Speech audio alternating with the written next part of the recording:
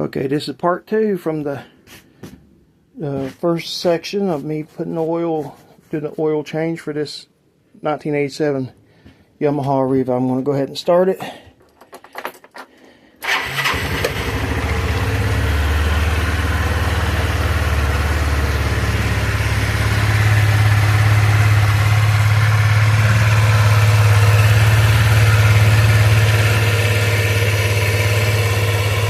That right there is where it should be when it's full and running. You can barely see it at the bottom.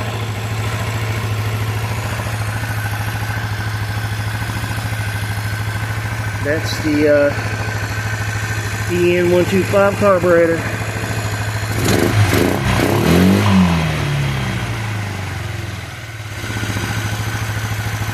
Of course, I had to take the air box off.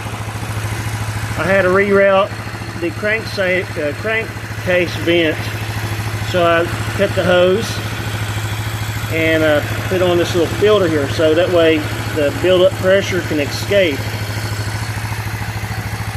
I still have the original carburetor and I'm working on it, so I can switch back. And my storage is about full in here, so I'm going to go ahead and say go ahead and lock and share it, and I'll talk to you later.